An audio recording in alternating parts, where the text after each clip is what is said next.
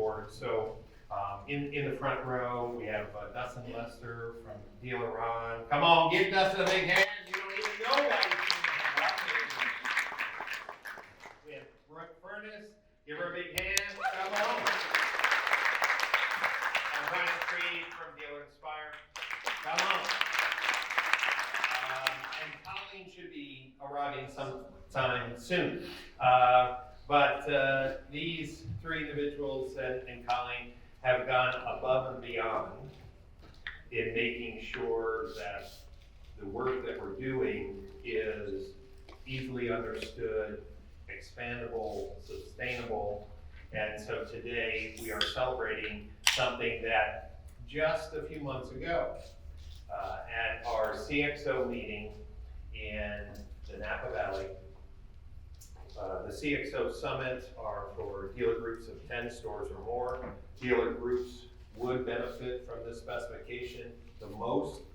And my good friend, Gray Scott, who's in the back, said, hey, you know what you're undertaking? Do you understand what it, are you sure? Like, are you sure that you want to do this? And I'm like, call me crazy. And the real question was not that Gray was doubting my passion. It was just like, how are you going to get all the people who want to cooperate? So let me just tell you a little story. What I told Gray in the meeting that day. Some of you may have remembered a few years ago, I tried to create the ADF 2.0 specification. And the problem with the ADF specification, this is how, Greg, there's seats right up front, so do not be shy. The ADF specification is the auto data exchange format. It was designed in the year 2000, and it was how you would move data from a website form into a CRM in an XML file format, an unencrypted, but data format that a CRM could ingest and then break out first name, last name, price, and car. It had no information on digital retailing. It had no flexibility in the specification, so what people were doing is putting a lot of details in the comments, right? And then we would have to parse out these comment fields. So David Metter and myself and a few other people said, let's do it. We spent a lot of time, we had the specification, but we couldn't get the companies, the CRM companies, website companies to support it. Why? It's because those companies said, well, how is this going to make us more money? And the answer is, it's not going to make any more money, but it's going to make life easier. Those of you in corporate America, you know that doesn't make the CFO very happy. Hey, there's this guy, Brian, he wants people to be happier, and we have to change our dev resources. So it failed. And at that meeting, I said to Greg, oh yeah, I'm gonna go at it again. We failed, but now I understand why we failed. It's very difficult to change something that's embedded already in code and codified. And so what was different this time? Well, Sam from Dealer Processes in the back, I remember calling up Sam, I'm like, Sam, how are things going with GA4? And honestly, he said, we're trying to figure all this out. It seems like Google's changing all the time. And is Google changing all the time? Yeah. I called Dustin up. Hi, Colleen. How are you? Come and sit over here. That's the plan. Come on, give Colleen a big hand from Syncro. These four individuals will be co-teaching this entire conference because these are people who are living, breathing, supporting the thousands of dealers who eventually will rely on the GA4 specification. So I talked to Dustin. He said, man, we've been working on this. We're not done. We're working on it. Found out, connected with Ryan, hey, we're working on it. And then I kept on asking around. I was like, we're working on it. We're working on it. No one said it's done. And I was like, if everyone is as lost as I am, this could be a great opportunity to collaborate. What I found out, that some companies were really far ahead, some were kind of in the middle, and some were kind of waiting for others to act to make some decisions. Thankfully, when I put the call out, it was very clear that this time something could happen. And that was, of course, in May when we really started to work together. So today, when you think of the companies that are represented here, and if you look at those logos, and there's many slides, there's I think 4 slides altogether. When you look at these companies, in the past you may have said, well, right, these are all competitors. These are people that hate each other. Or maybe not hate each other, but they're fighting for the dealer's attention. How are you going to get these companies to cooperate? Of course, you'll see some of them are dealer groups as well. The amazing result is that everyone agreed that there's millions of dollars wasted in support of the 100+ variations of Google Analytics there is today. And that goes in many different levels, and Dustin's going to review the why behind the spec in a minute. He put together an amazing deck that he'll be sharing with us. But that little sticker on the back of Dustin's and my computer is really a testament that there's a shift. Is that how we measure website engagement doesn't mean a website company loses their competitive edge. If somebody clicks on a CTA button, why wouldn't that event be the same on a dealer.com website, a Dealer Inspire website, a Fox Dealer website, a dealer?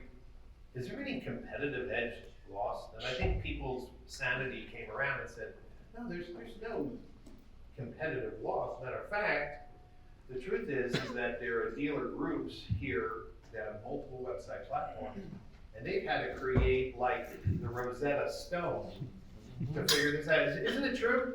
Yep. So what do we have today? We have this amazing opportunity for change. Some of you have website companies and products that still don't throw any events. None. And then you have, and I've seen this on website providers, some websites from the same provider throw events and some don't. And then I've seen, depending on the version of the website and the OEM, which event, right? And it's like brain damage. What's also amazing that we have Shift Digital, JD Power, Unite Digital, Ford Direct, all on the council as well, committed to supporting this specification, which means, and those of you who are in OEM managed programs, you know how important it is standards. Imagine that we'll have the ability for dealer groups to have one data studio now called Looker Studio, is it? Mm-hmm. Was Google just bored? Like, hey, data studio sounds too cool, let's confuse everyone. So now Looker Studio, it kind of feels dirty. It's like, oh, let's look at the Looker report. Like, creeper. But be able to have that level of success now. And it's almost like, I think for the website companies, I don't know if the website companies here put a dollar amount, but it has to be hundreds of thousands of dollars in support calls and support. Just across the industry, I think millions of dollars. If a Shift Digital rep goes in to coach a dealer, it's like, what website platform do you have? Are they throwing events? What are the literally, you spend a half hour trying to decode the spaghetti, and imagine just being able to walk in as a consultant, like Brooke is a consultant, and just say, hey, if you're using products that adhere to the standard, I got a reporting template I can just load right up, and let's ingest your data and let's look at it. That's the cool opportunity. This conference is the beginning, the first public release for many of you. Unless you've been on the council, this is the first time you will see Dustin's done a great job of visualizing it in this book.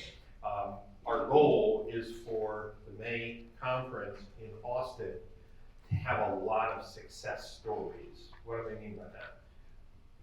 Dealer groups sharing some of the reports that they've built on the new spec. Digital retailing journeys better understood, because as a consumer comes through the website into a digital retailing journey, we'll be tracking every single click and action, and I'm hoping that some companies are going to say, look, using the GA4 spec, we've been able to fix or streamline some of our digital retailing tools to have better engagement, better conversion, better outcomes. So look forward to this conference to be an opportunity to now evolve the specification, and we'll talk about updates. We are at the Modern Retailing Conference, and we make it a lot of fun. So a lot of the members of the council are also sponsors. So make sure you visit their booths and thank them for being a part of the council. In fact, we even have money for you all to win. You'll see these reminders. This is fun. We give out $1,000 a day. So if you go to the different sponsor booths and get your card stamped, we pick these cards up. And these are all the companies that are represented here for the next 3 days that are supporting your dealer education. Just so you know, this afternoon, it's always important to do so. Yeah, there's some seats right up front. We finish here at 11:30. If you ordered sandwiches from Dawn, we have sandwiches at 11:30, and then 12:30 we have a set of workshops. 1:30 we have a set of workshops. Let me just mention at the 12:30, this is the tech exchange. Ryan Shreve from Dealer Inspire will be moderating that. This particular workshop is for people involved in the technical implementation of analytics, meaning if you're in product development, like, hey, I'm the digital retailing tech person, I'm the chat tech person, and I want to make sure I'm supporting and implementing the GA properly. Things like understanding the data layer and how we're using that to pass information between vendors. Some of you, like, I have no idea what a data layer is. That is fine. That workshop is probably not necessary for you to attend. This one's going to be at a very high level where we all can understand. But there is a need for the technical people in this industry to get together and say, well, how do you implement, and how does a chat company know which page and which car the consumer's on, or which car they're working? We have this data layer set up.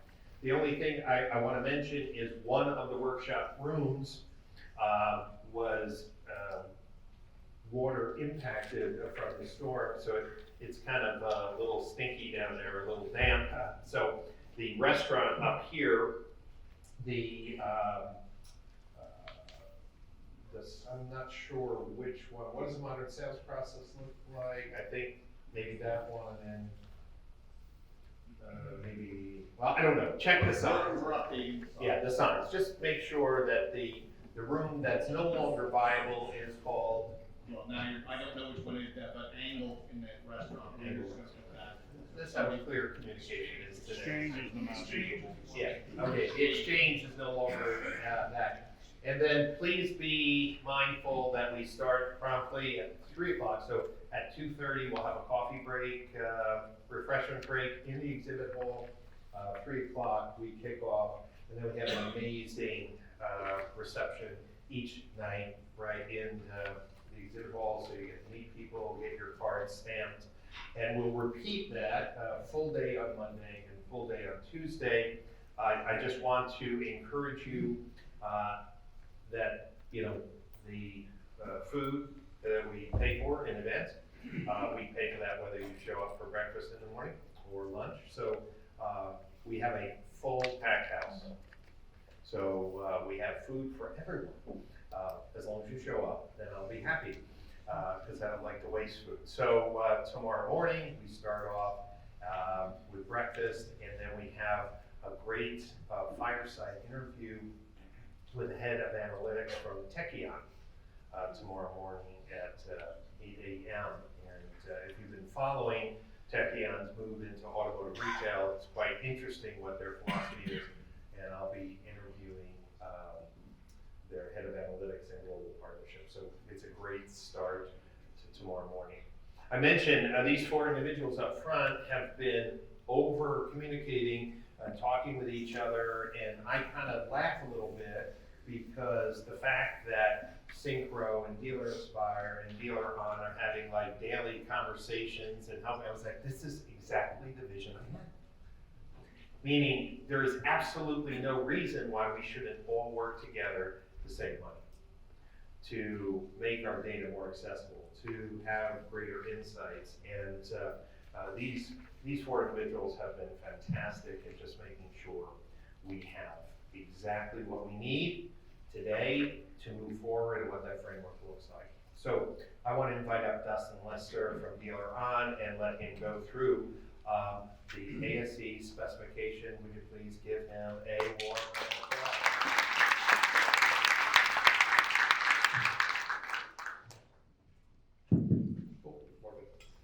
Thank you, everybody. Again, I'm going to try to keep this a bit high level, a little bit technical for the mixed crowd in the group here.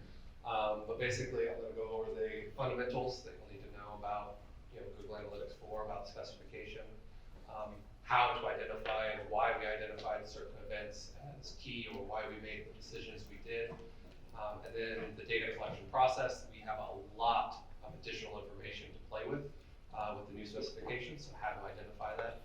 And then finally, I'll touch on a little bit of the limitations, the data layer, which we'll go into great detail in Ryan's workshop later today, and then a little bit of information about data streams and the new structure. Cool. So what's new? As many of you might already know, we're moving from a session-based to an event-based model, and we're no longer going to have to adhere to a set structure that we had in Google Analytics 3. So before, for example, we had the sessions, and each session had a custom event, and the custom event may have a category action label and even a value in some cases.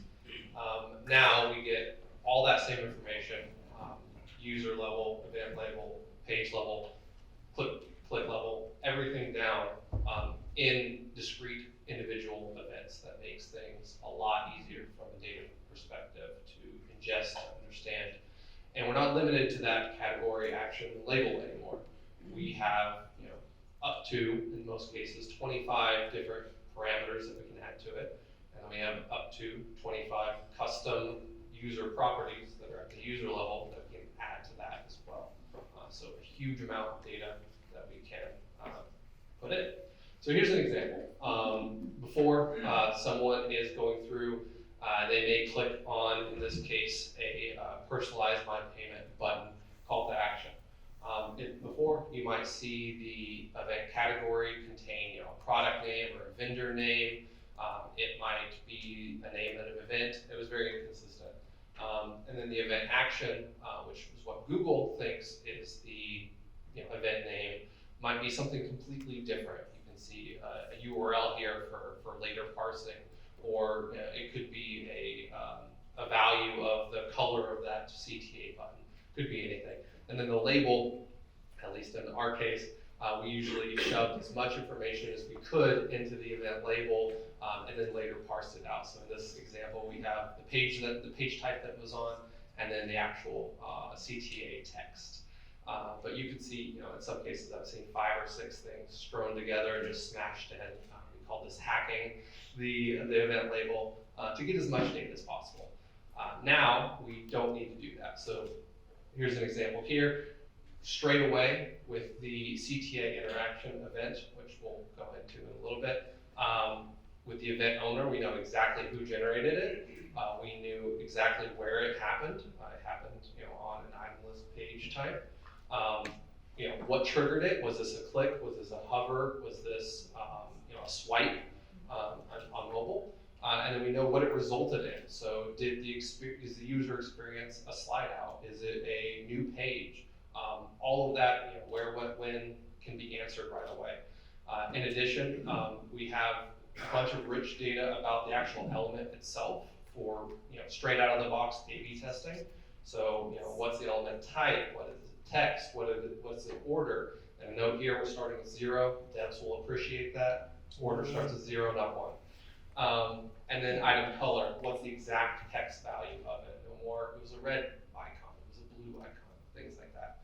And then you will see a huge, what we call the item block, which is all the information if it's associated with an item on here. And that kind of leads me into the next slides of why we're calling this an item. You'll notice, there's no mention of vehicle here. So we really wanted to come together and make a common language across, all auto and auto adjacent industries. So people like parts page, RVs, motorsports, and the auto dealers can all use the same specification without having to, change their words around. So that's why you'll see things like item or item list. You won't see an SRP or VDP or VLP. No more of those kind of miscommunications. It's all going to be a standard type language, which makes not just the spec easier to read, but if you have multiple industries that you are a part of, you can then combine all of those into one property. What's other things to keep in mind? We made reusability very high. We didn't want to have 100 some odd events that covered everything. We wanted to think of high-level events that can cover most use cases, and then those parameters that we're adding to it can do the heavy lifting of being able to break them out and understand exactly what's going on. So you don't need to have a CTA swipe event and a CTA click event. They can all be one single event, all reused. Additionally, you'll see things like element used. So we're not going to be saying, a digital retailing tool or this search widget name. It's all going to be an element that you can then further understand with those parameters. So you can understand the element type is a search tool. The element subtype is, input field, all without having to have individual events for those. In addition, we simplified a lot of stuff. So communication can mean a lot of things. SMS, chat, those are combined. Media can mean a whole lot of stuff, especially new, exciting media, VR, all kinds of stuff. It's all combined. Video, image, 3D, spins, all are just media. Okay, so at this point, I've been talking a little bit about parameters. I touched on user properties a little bit. You can think of user properties as a very high level bit of data that we bring in. This is more or less already used in Universal Analytics, but we're taking full advantage of it and passing some new information that is useful for the new roll-up properties. So we have store name, brand name, OEM code, user type, ID, secondary ID provider. All of these are very useful when you're looking at your dealerships in a roll-up report, and you can then break out, okay, I want to segment by all of my X OEM. I want to segment by all of my internal user type to see what my internal employees are doing. All of that is now possible at the user property data point. Then you have event parameters. These are the new things that we were limited to just that label and that name. Now we can have, again, the event owner, so who actually fired the event, since we have so much great, partnership with everybody involved in the specification. We can get to know who fired the event, what was the action of the event, what was its result, what was the product name, page type, which is critical, and so much more. This is just examples here. All of this will be super beneficial when we get into what type of events we're firing. So we thought of, as far as we could tell, almost every single thing that could happen on an auto or auto adjacent web page. And here's just one example of how many different types of touch points a customer can have and how many different events can fire. This doesn't even cover everything that could happen on this page, but just one example of the types of events you can see. Naming convention wise, you'll notice that all of our events start with ASC _. This is to keep things very uniform across the board, again, standardized. We're hoping that if you guys do anything custom, you have the cust _ and then your event. If there's any website specific events, they'll have their own prefix in front of them, just to keep things very readable. Let's see, next slide. Okay, so I had this slide in here for a little bit more of a technical crowd, but not all providers or vendors will be firing every single event in the specification. They'll only fire what applies to them. And generally, we have some groupings here. We have page level events, e-commerce, user events, forums, video, voice, and SMS chat. All of these, which you can find, I believe, starting on page 18 in your books here. All of these are created with some specific reasoning behind them. There's not one of these that hasn't spent days in contemplation on why we should have them or if we can combine multiple. You'll see some sub-events listed here. For example, form submission, which we'll get into in the technical call. But we have broken those out into very specific key events per department and per appointment. That was done with advertising automation in mind. Right now, due to some of the limitations in Google, it's a little hard to break out and pull those parameters with the event. So knowing those as one single event was one of the only kind of, I would say, exceptions to our combining rule that we had. This way, if you have a sales appointment, you know that conversion actually means a heck of a lot more to you than not knowing what the form was at all. And you can make some good advertising choices off of that. Let's go to the next one. So again, some things to consider while we were doing this is considering reporting first mindset, as I call it. So a user wants to know, hey, how many button clicks happened on my site, the whole site wide? And as a vendor, I have to think about how am I going to accomplish that? And the spec allows for that. I can think of, okay, was that button click a call to action? Did it change something on a tab? Did it change an element on the site permanently? First option would be a call to a CTA interaction. The second one would be a menu interaction, and then the third one would be a element configuration event. All those things can be considered. In addition, we can think about overlapping events. If I have a CTA button on a retail widget, I'm going to be sending a CTA interaction, and I'm going to be sending a retail process interaction. So I'm not losing anything in my understanding of how many button clicks happened over my whole site. Things like that are considered when we're thinking about the order of operations, when to fire these events, and what events to fire. Next. So what are some of the parameters? I've briefly covered a couple of them. We have a gigantic list of them. I encourage you guys to go to that Google Sheet and check them out. But some of the information you can get is not just the event. We've standardized the formatting, we've standardized mapped values, and we've standardized if there's any fallback values in some cases. So example here, we have element type, very high level what it is. Example, a search tool. And then very specific formatting rules, string, lowercase, spaces replaced by underscore. We're leaving little to chance here. We want all the vendors, even if they're not sending the map values, to send matching values. Google has this new thing called high cardinality, where if you have a bunch of unique events or values, it's going to start putting things under an other category. We want to avoid that. We wanted you to be able to go from one website provider to the other, and they call the things the exact same across the board, which is why we have mapped values, which I'll get into next. The mapped values, you can see all the ones on the left there are the mapped values that we have, are gonna ensure that everybody in the room has the same word for the same thing. And it's gonna be a little bit difficult for the devs to implement. I'll let Ryan cover some of those challenges in the next meeting here. But essentially, you know, for user type, we have online customer, in-store customer, client staff, internal, and the list goes on.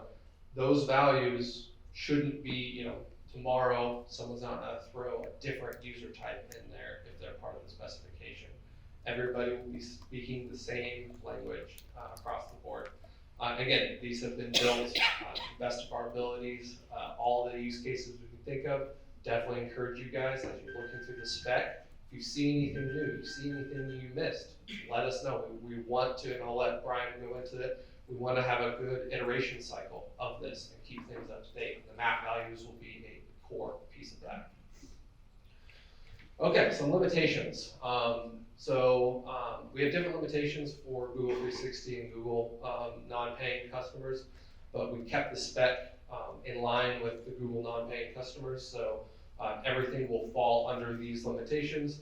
25 user properties, we have character limits, we have value limits. So everything that you see here, we've considered when we've done our names, when we have picked from the 25 slots that we basically have in determining what's the best parameters to send with what events.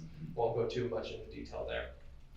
And then lastly, I'll leave you guys before we do some other questions with the overall new structure of things. Now we have, you know, the overall Google Analytics organizations, we have the accounts, and now we have this new thing called properties and data streams and subproperties. Subproperties and data streams. What this is gonna allow you to do is you're gonna have a roll-up property that could consist of 10, 15, 20 different properties as subproperties, and they all have their own separate data streams. And with all events having the same names, all parameters being fired, all the parameter values being, you know, standardized, you'll be able to create one single report right out the bat without having to do anything additional with those subproperties. I can't stress how useful that is. It's never been, you know, easy to do, as Brian talked about. You have to make a Rosetta Stone of things. This will work right out the bat. I'll touch briefly on the measurement IDs. You'll start seeing these used a lot. They're no longer using tracking IDs in Google Analytics 3. You'll see this G-ID, and that's going to be the data stream that is going to flow all the data into that property to use. And I'll let Ryan talk more about where everybody can get that and how we can use that on different vendors going forward. But definitely, I've been talking a little bit. Any questions that you guys have right off the bat that I can answer for you? Good. Yes. Subproperties, so if I have a subdomain of the same website, I can add it there and everything will track. As long as you have a roll-up property and then you have both of your subdomains have different tracking codes on them, you can put them in subproperties and look at them together. Yeah. Yes.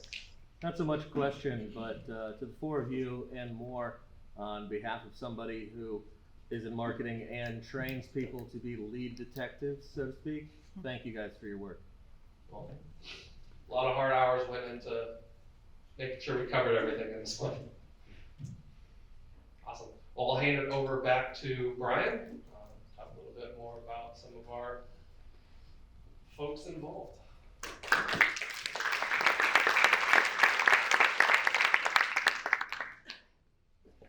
So,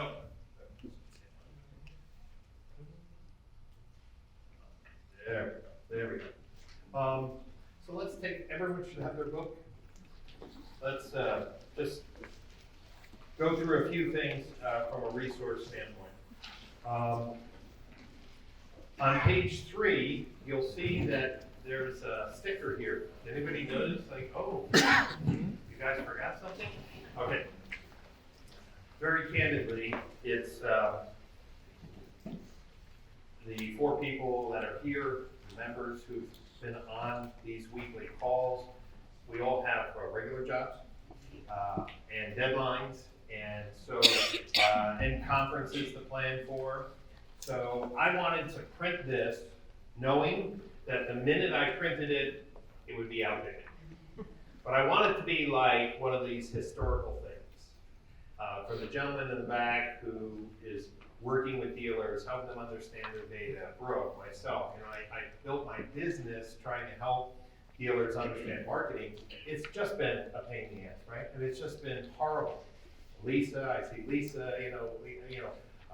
Dealer Alchemist has been big in, just trying to, is your advertising working?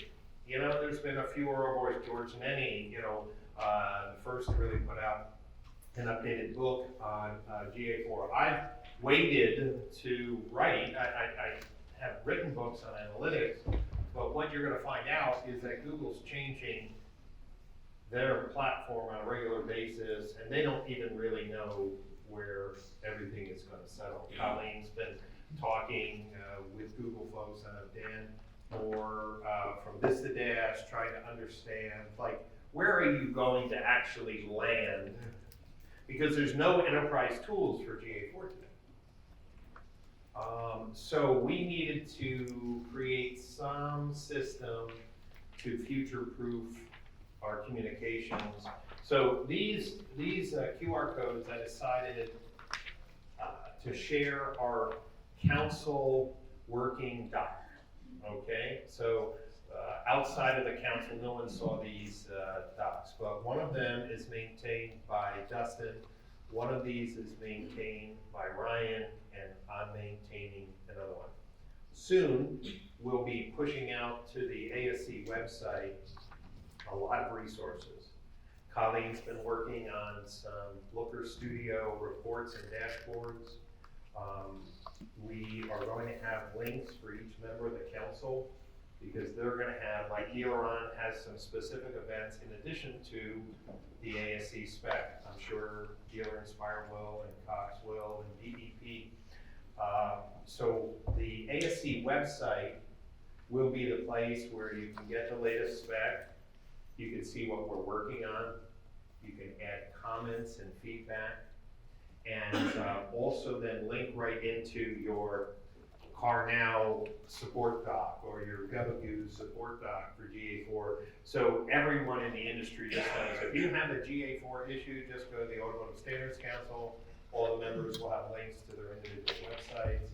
We'll have the latest spec, and we'll have some feedback loop. So some people like working out of books. I still kind of like tactile things. Maybe it's just old school for me.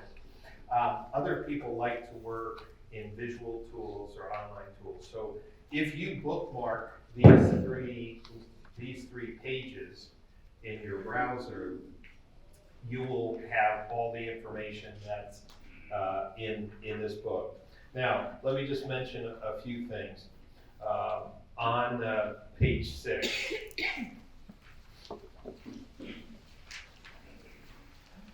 when you address GA4, I'm going to tell you something that you may or may not understand or like, but re-educating the automotive community, the RV community, power sports, motorsports, we built this spec so that it could support, as mentioned, automotive and adjacent industries. Although we are still waiting for our first RV website platform to come on board. I've reached out to a few. It's been kind of crickets. I don't have as much influence in the RV industry as, say, automotive. We're hoping to change that. But the truth of the matter is that there's a lot of heavy lifting. And some of the companies are trying to assess how they are going to support GA4. So you're going to need to understand that when somebody buys a website platform and starts throwing the GA4 events, that's going to be table stakes, right, for members of the council. But how you configure it, how you build that, all that coaching, I'm not suggesting that that's going to be free. because it's an educational process. We're gonna put all the resources out, and we're gonna provide some free tools. But be careful on if you've done no work and you expect every one of your vendors to know how to configure and build a proper reporting infrastructure for your business for free. I think that would be kind of unrealistic to expect. That being said, the amount of time it will take to implement meaningful reporting could be minutes if you're using some of the templates that the council's using, and if you're using companies that support the specification. So I just put some implementation considerations on page 6. On page 9, you will notice that there are a list of the events, and I want to just mention a few things that will help you understand the framework, and then we'll have some time for Q&A, because I'm sure that this part will start to unlock more questions. When somebody engages with a form, that form could be part of a digital retailing tool. That form could be part of Auto Lead Star, or any tool, merchandising tool, dealer teamwork, Gabagoo. If somebody's engaging with a software product and then the form comes up, they will start to throw form engagement events.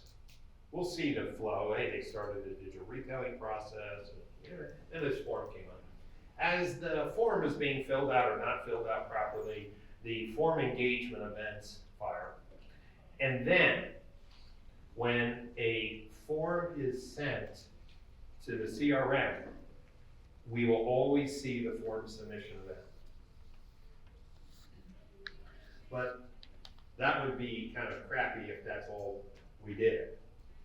Dustin said that we have 30 parameters about that form. We know what page it was on, what vehicle it was on, what the price was, what the color of the button that kicked it off was. We know a lot about that form. But if you wanted to know very quickly, was that form for sales, service, or parts?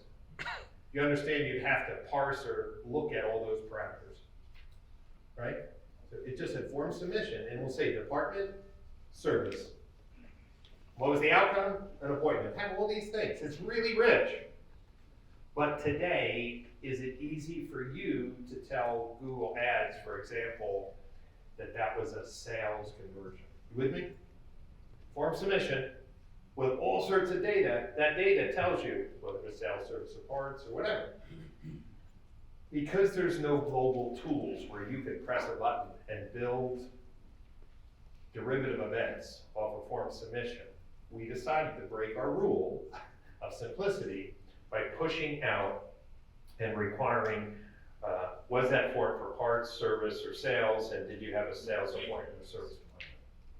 If you remember, a year and a half ago, I wrote an expose that Google Ads was broken, and Google really didn't care to tell dealers that they were optimizing their campaigns for mostly service outcomes when they were funding those with sales. And here's the reason. Google is saying, hey, use click to call as a conversion.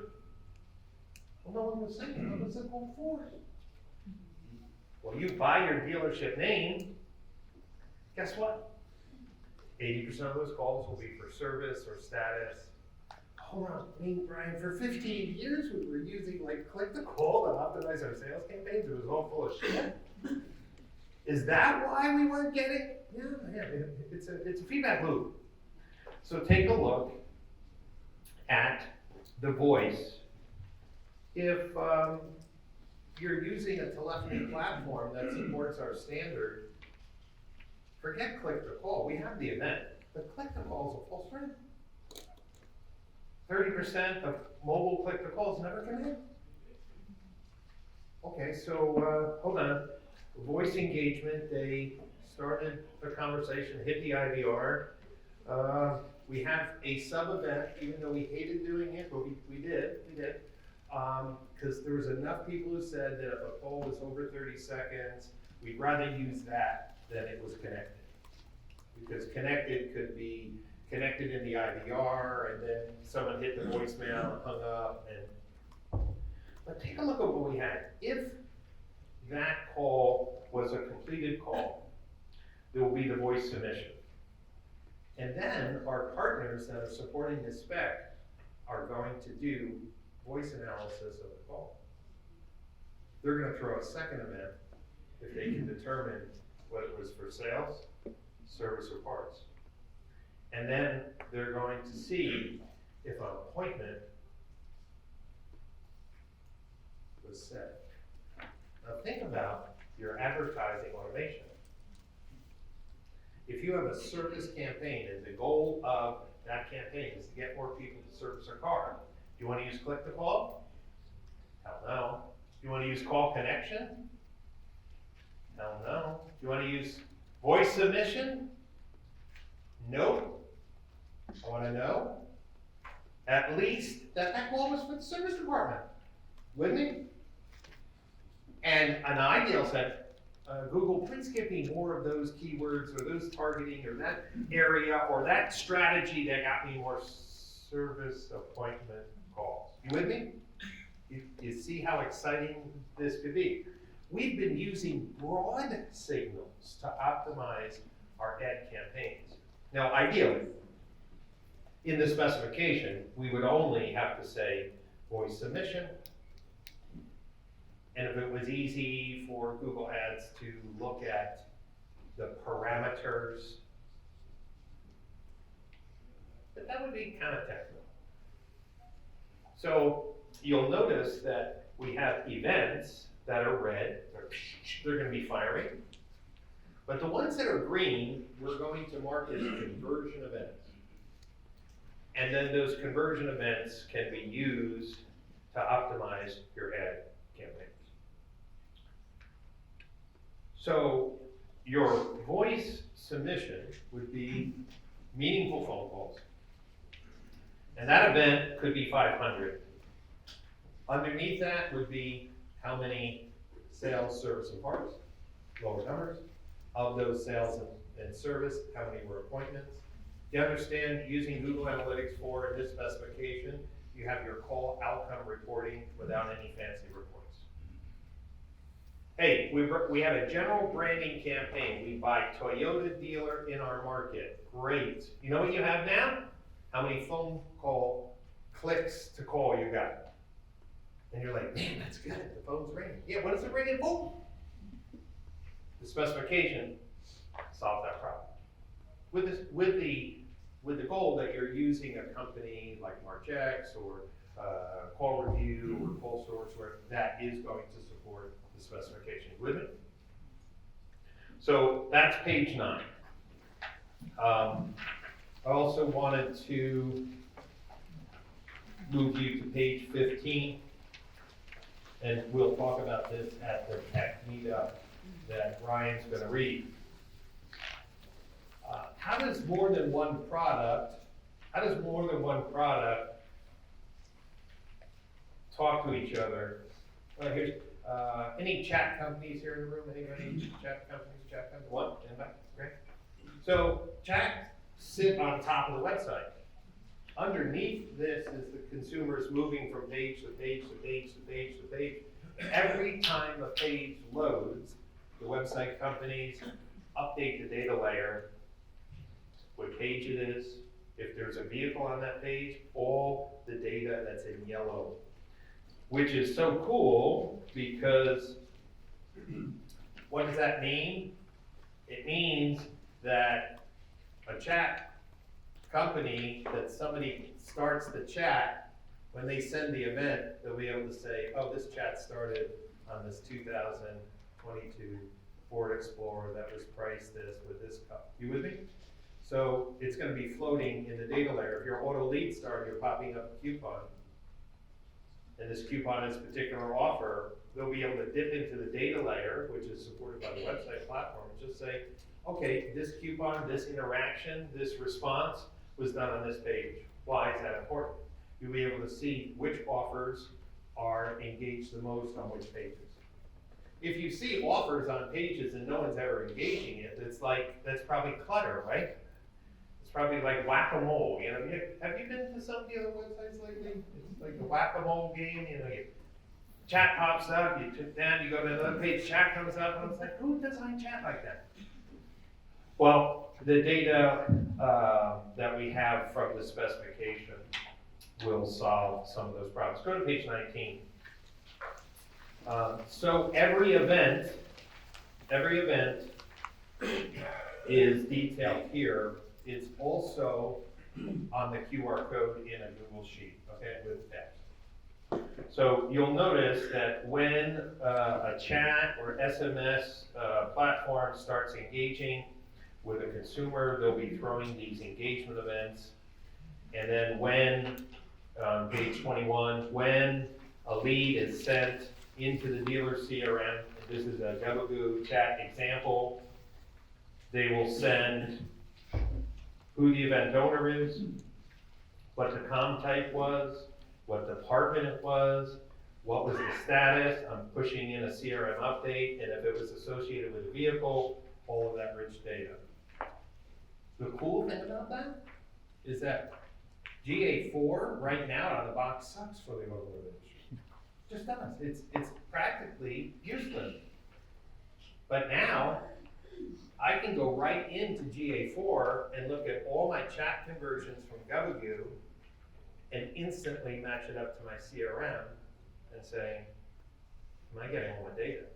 Like, I got 100 com submission events sent by Gabagoo.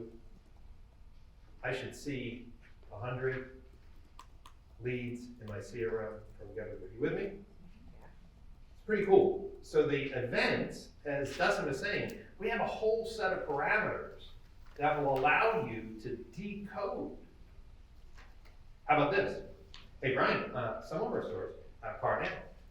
Some of our stores have Gabagoo. Some of our stores have conversations. When a chat session starts, which tool seems to engage and get the, well, guess what? They're all going to be going to the exact same event. Exactly. They would say, hey, when 100 chat sessions started from Gabagoo and 100 chat sessions started from Carnell and 100 chat sessions, okay, or maybe over a 2-month period, or forget just that. How about the sales chats or the service? Oh, we can break it out because every event has department. You with me? Without any crazy reporting. So the book here goes through all of those events. And then if you go to page 83,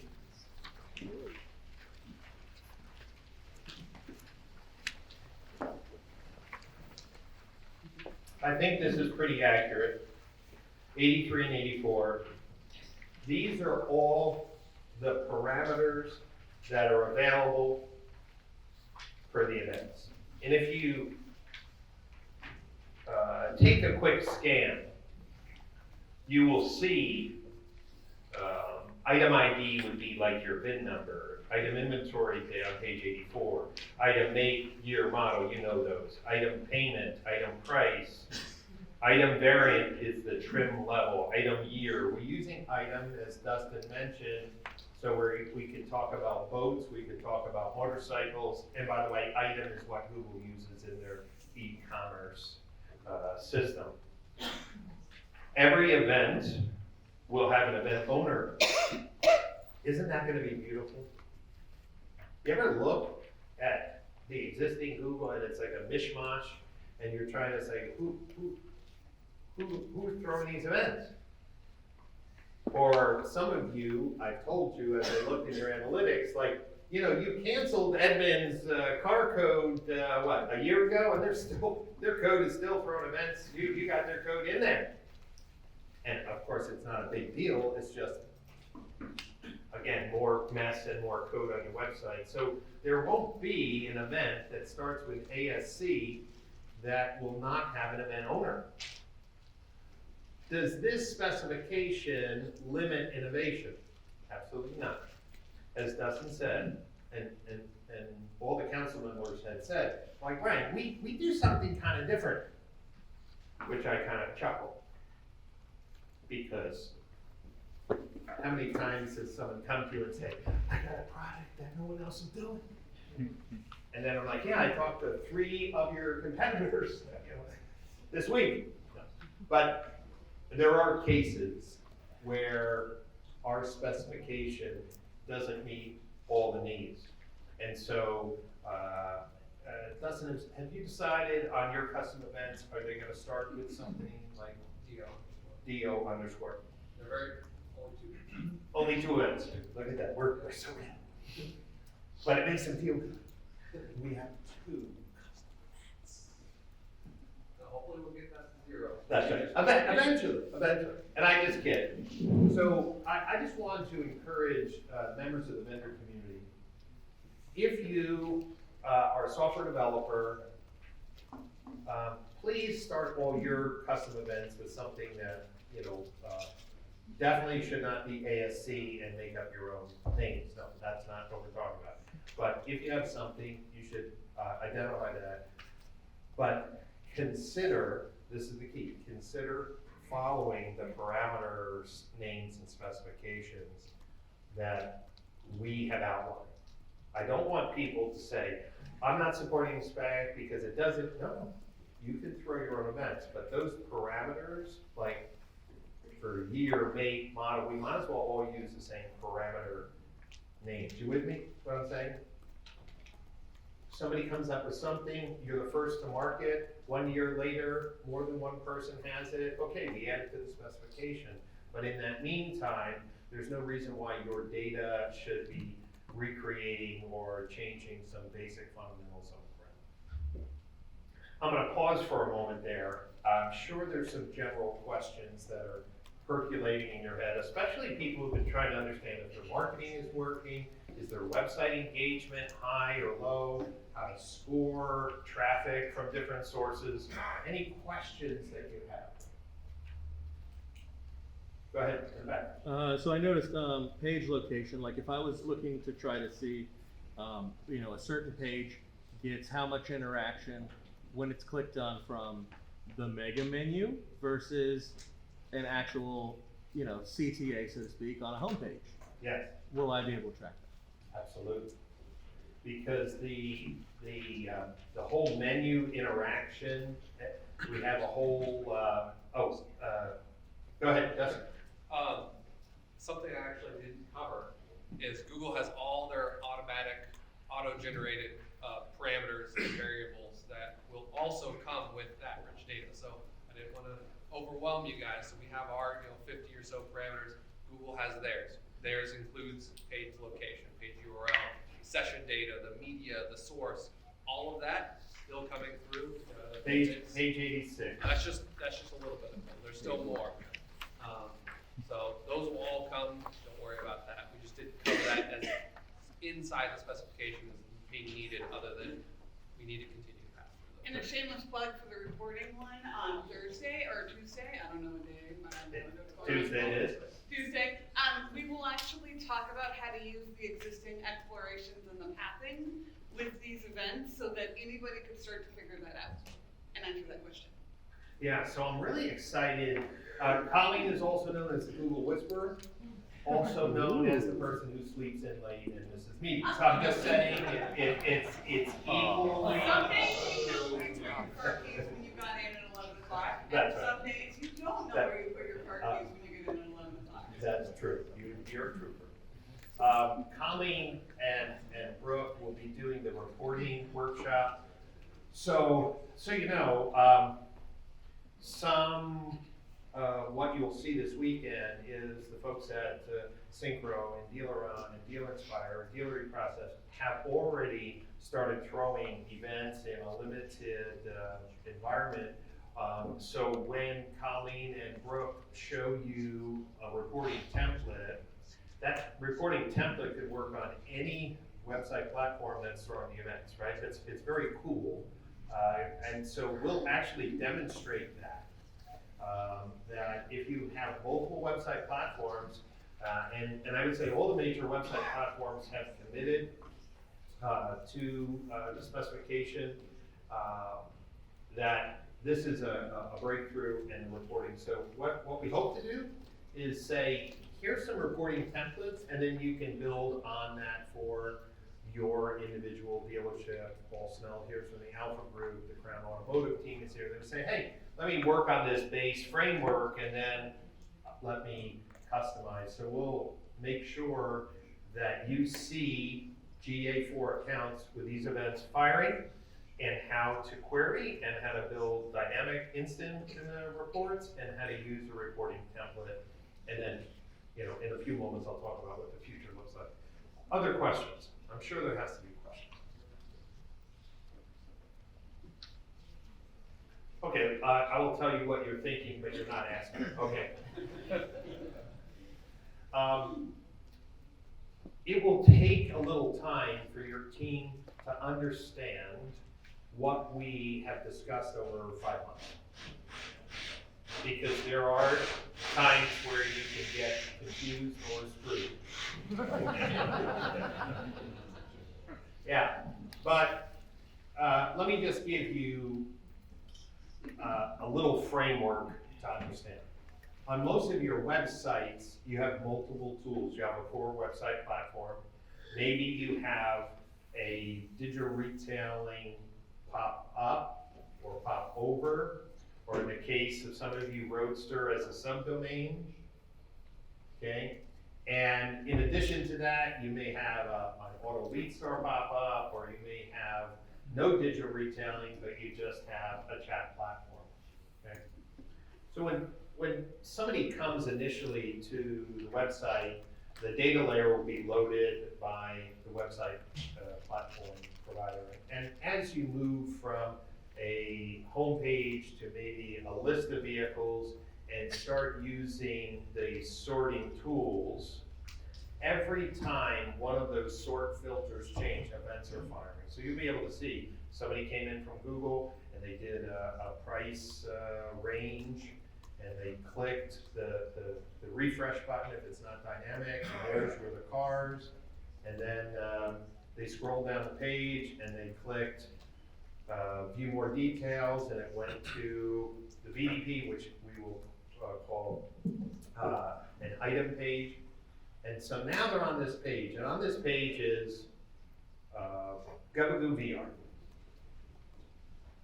When that CTA button is clicked, the website company, if it's a website button that they support, that's the key, will fire an event, CTA, ASC CTA interaction, and basically say that the label of the button was customize my payments. At that point, the Gabagoo software picks up. You with me? Gabagoo is going to use something called retail process. Every step along the way, the digital retailing tool, the retail process event will fire. Now the trade processor, the finance, Gabagoo is going to be firing as the event owner. The Dealer Inspire website sit. To just sit. Because that tool is an overlay. Dealer Inspire has no clue what's going on, per se, and or do they care. When that Gabagoo DR pops up a form, maybe for an unlock, form engagement event starts firing. Form submission, they send that lead into your CRM. Form submission, Gabagoo will also fire form submission sales if it's part of a DR workflow. Form goes away, person keeps on working. Retail process, every step, every color, everything. If at the end, maybe the first was an unlock, and now they're doing a trade-in process, and maybe that trade-in form is completed, that form submission would happen again.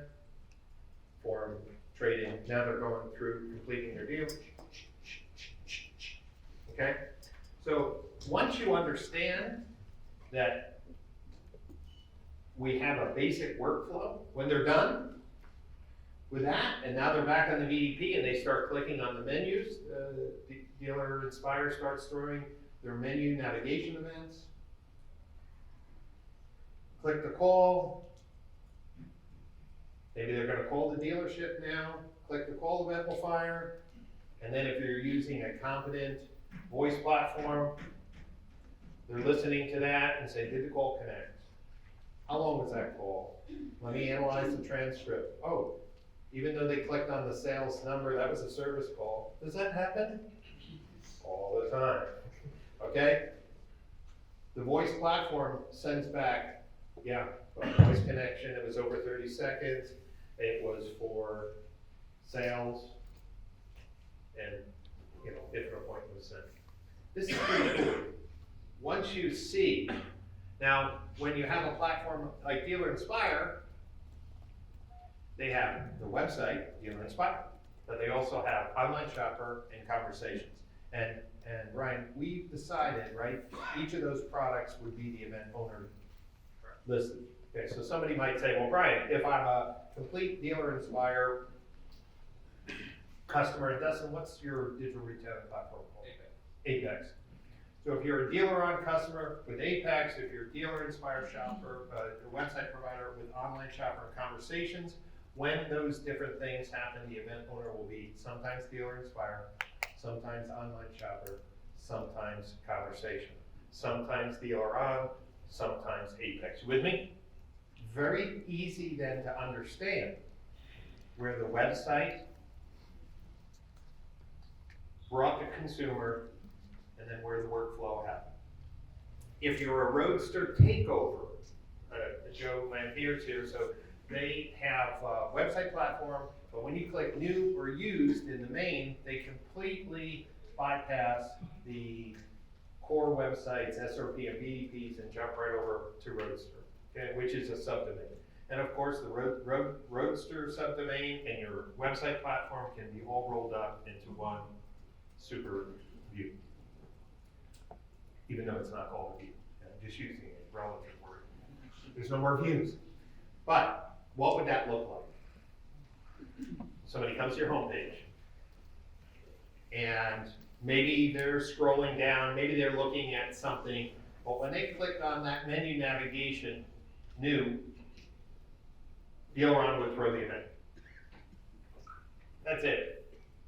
They clicked on this is the menu choice, they clicked on new vehicles, what was the action? It was a redirect. Now they're over at Roadster. While they're in the Roadster world, all of the events are fired by Roadster. It will be ASC retail process. The entire Roadster experience, ASC retail process. Form pops up, forms engagement, form submission, back to retail process. Trade app, you know, a trade thing, form.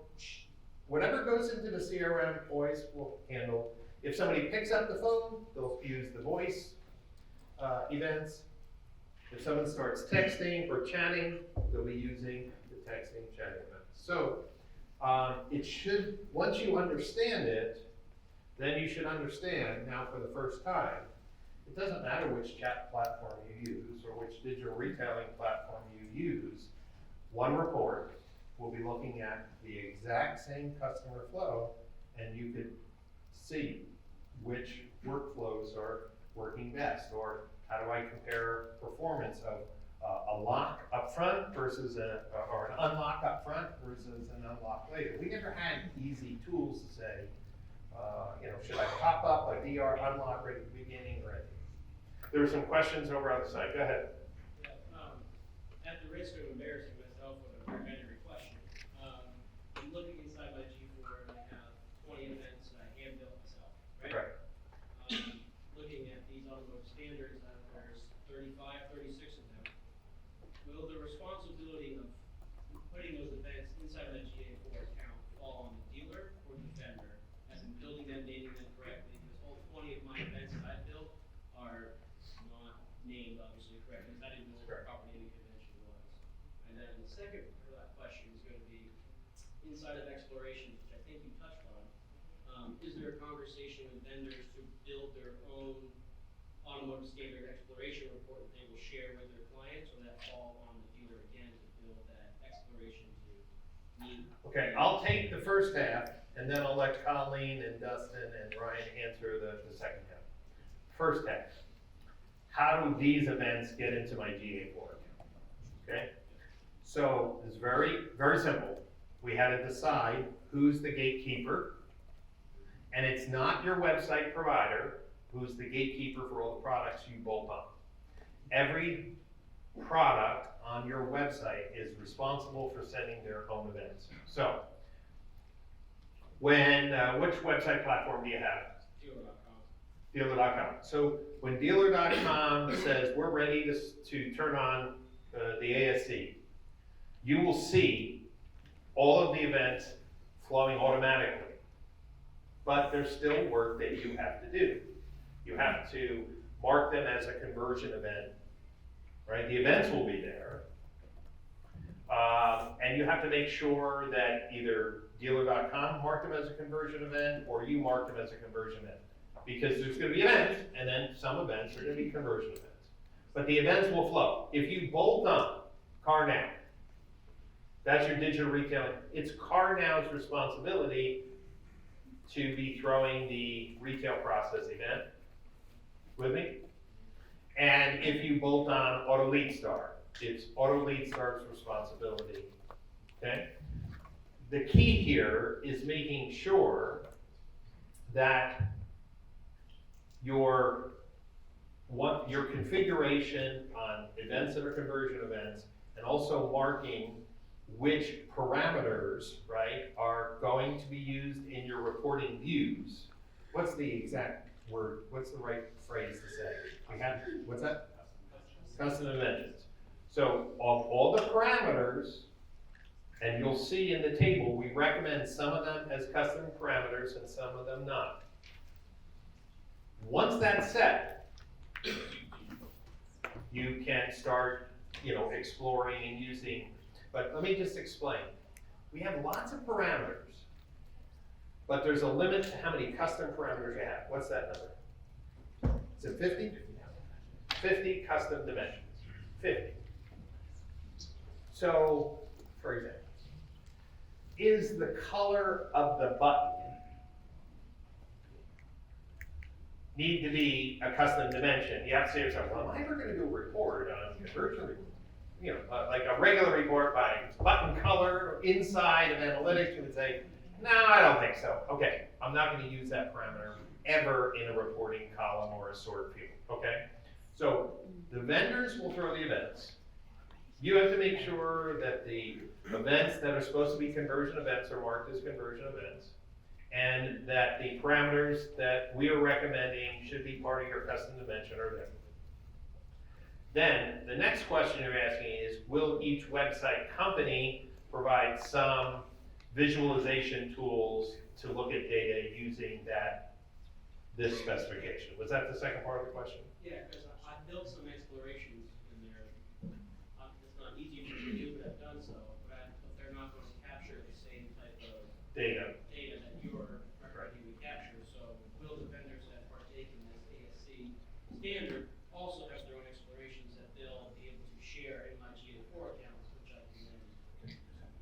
Colleen, what's your thoughts? Yeah, couple of different thoughts to that. One, for everyone who's like, I don't understand a single word of these conversations, we will be going over all of this.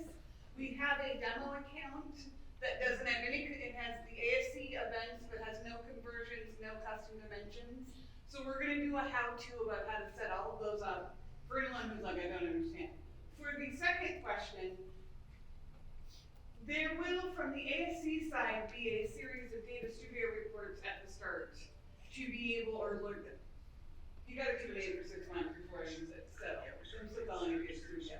To be able to have those reports and some, as it goes on and as this grows, we'll have combinations. So like if you have a basic type of digital retailing with your website, you'll be able to get a data studio report for that. Some of those other pieces are going to be left though to the actual vendor. We can provide guidance at like the high level, but it's gonna be that question to the vendor about, hey, for GA4, what is the type of reporting you're giving us outside of the ASC spec? It's a broader conversation of how are they supporting and what types of reports or explorations that they're looking to share. I will say at the high level, we are using the data studio more than the explorations, just because skill sets is a range, and there's explorations require a bit more technical knowledge, and we wanted something that anybody could get the spec turned on and start using the data studio report, and then start working on it and getting it. Great. Dustin, go ahead. What I'll add to that is, last I looked, and again, Google's changing these day to day, the explorations are not a shareable template like they were in GA3. So we can't share them in mass across multiple accounts yet. I would imagine Google will add that feature, but right now, each exploration needs to be rebuilt in each property, which, even if we wanted to offer a template, we would have to look at a template in a different property and then hand create it again in another property. So from a scalability perspective, Google hasn't given us the tools to do that request that you mentioned. Great. Can I add to that, Brian? Sorry, you're the mic, sorry. Sure. I think it's also important to talk with your providers, right? So Brian's mentioning being sure to turn on conversions. I think DealerOn might be with Dealer Inspires as well. We're doing that for our customers. So when we push this spec, we will add those custom dimensions. We will turn on the conversions that are recommended. However, it is the responsibility of the dealer then to say, I'm not looking at this as a conversion, I'm going to turn it off, or I want to track a completely new event, so I'm going to set that up on my own in there. That customization, that's part of why we at length had conversations around how many parameters we were using, because we wanted to be sure we were leaving room for dealers to customize on their own within the GA4 account. So make sure you're having those conversations specifically with the web providers, because they're typically going to be the ones that are setting up those custom dimensions ahead of time if that's the approach that they're taking. But it will depend on the provider. So have those conversations once, twice, 3 times, and throughout the longevity of your relationship with them, because a lot's constricted within GA4, and we want to make sure that all of your vendors are on the same page. No one's turning off anybody else's conversions in there, because it's, as Brian mentioned, there's no views, so everyone's working onto the same data set. Great. And overemphasize communication. Communicate, over-communicate on this. It's, Yeah. Hey, Brian, exactly the same. Yes, go ahead, Ben. who's governing script and containers? And how's that gonna play for website providers? The question is who's governing the scripts in containers? And containers, that's gonna be the thing. Yeah, I mean, if everybody's firing. At this point, then, that is beyond the scope of the council. So Can we put it in scope? Cause it's gonna be a big problem. listen, we are going to, which, Cause we're already going down this road, there's dealers that want everybody's script in the container. yes, That We- violates a lot. we are, revision, so let's talk about that. Okay, so basically shut up, Dan. No, I would normally say shut up then, but you actually brought up a good point. This is just the start of a framework that as you kick the tires, we're gonna get some things. And then as Google offers some enterprise tools, the question is, how do these events fire? Many of the software products are gonna fire them natively in their core code, and some are gonna use scripts. So DealerOn's process is gonna be core code. Core. Colleen? We're gonna have more of a consultative conversation of like, what's your spec, what's your goal, and then say, are we using ASC or are we gonna use what is service providing and kind of that way. We Okay. offer everything depending on what the dealer needs. Great. So then, two of the largest website platforms, SAM, DEP, core events firing from your core code? Yes. Yes.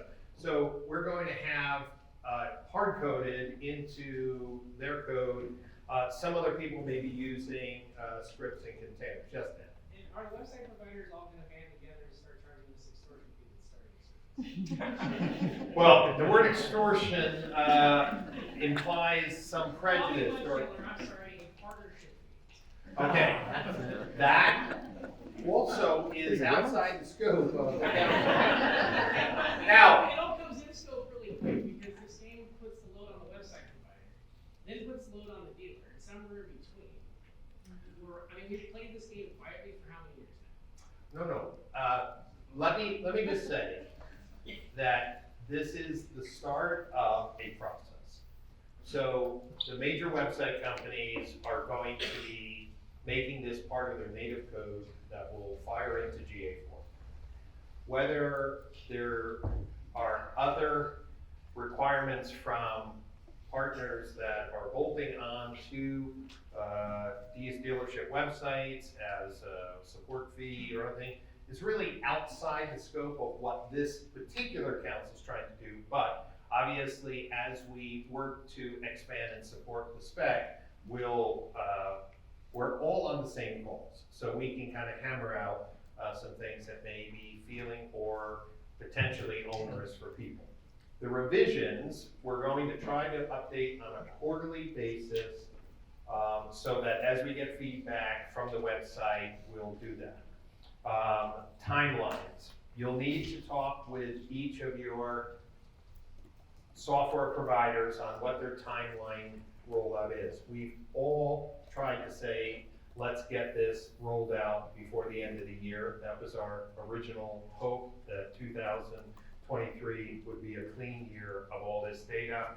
I will just say that we can't, as a council, dictate programming resources, but I do know that a number of the companies will be ready and rocking by the end of the year. So you need to check with your providers. And the other thing I'm just gonna ask you, and it may sound selfish, but I don't really have a horse in the race other than I need the dealers here in the room and the dealer groups and those of you who are part of 20 groups to start demanding from your software providers that they be ASC certified. And we will start the certification process next year. We will have a committee that will test websites, VR tools, chat tools, merchandising tools to see if they're firing the events properly. Are they doing it properly or sloppily? Are they doing it consistently? And then they will get a certification badge that they can use on their marketing material. I would just say for the dealer groups here, you need to make sure that your key vendors are going to support the specifications and get a timeline from them. Can I add one nugget to what Dan was asking, just because it's fun to poke back at him? As someone who does not have a DR tool or a chat tool for technology, we're gonna figure it all out. This is the first time in a while we've tried to do this, and it's gonna take some screwing it up to figure out how to get the chat provider, when a dealer picks the range of things, how to get them to work together, what that support is going to be. And we all acknowledge that like the first time we get all of this stood up with all the different pieces, we may look entirely different from what we have now, but we're trying to put a little of that together, especially as Google goes as well. So I think that's a valid question, Dan, but from our side, we're just trying to still figure out how the pieces come together, and then we'll know more about the ownership aspect of it. Well, you guys know how the pieces been. Listen, we already know the answer. The question is, are we going to do it? We played this game like 6 years ago. Get everybody trying to fire a standard. It was a hot mess. We had some people playing dirty games and manipulating the data so they were really good. I've seen this for a long time. So I'm just saying, are we going to be honest about this? Are we going to open up? Is someone going to build a commercial backend where we can put scripts in? We don't have to go through the roles that we have to go through today. And then also, is there an automated piece? I can't tell you how many times things fall, break, data flows break. So where's all that? Who owns all of that? And it's a conversation that needs to be had sooner than later. No, and Dan, as I built this dash, the problems we had, with custom events, disappearing because someone messed up the tag manager. We'll get there. Putting the wrong parts of the data layer. Yeah. And I think that the key here is something different, is that instead of trying to do everything through the tag manager container, which is unstable, we're building this into the code that won't get easily bumped or bruised. And final, because I'd like to be on time and it's 11:30, if you are dealing with companies that are not supporting the specification, please encourage them to come to the automotive standards council.com